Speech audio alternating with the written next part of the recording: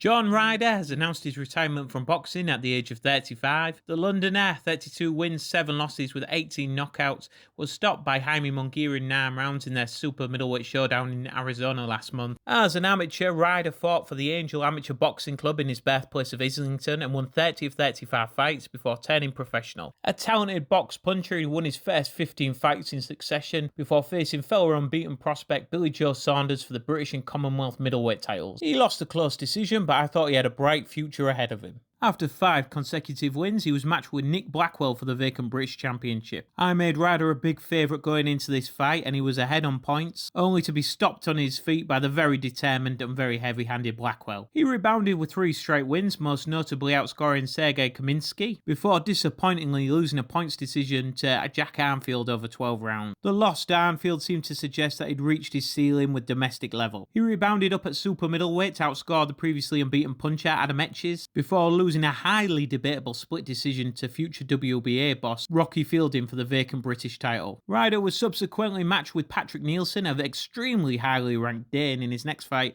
and destroyed Nielsen in 5 one-sided rounds. He followed that up by destroying Jamie Cox of Swindon in just 2 rounds. Further knockouts of Andrei Sirotkin and Bilal Akaway led to a fight for the super middleweight championship against Callum Smith. Fighting aggressively, the 5'9" gorilla got in close and negated Smith's reach and height advantages.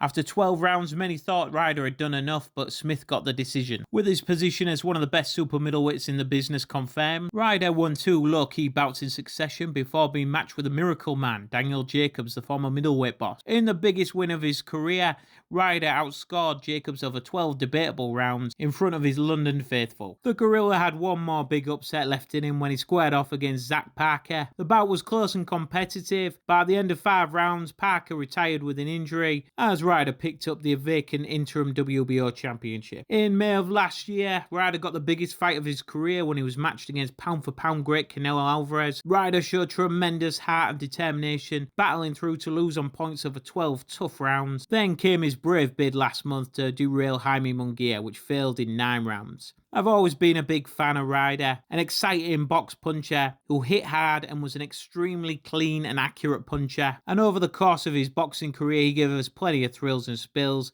lots of action-packed nights, lots of upsets, and an enormous amount of heart. Now Ryder can enjoy a well-earned retirement. He certainly deserves it. Don't forget to like and subscribe.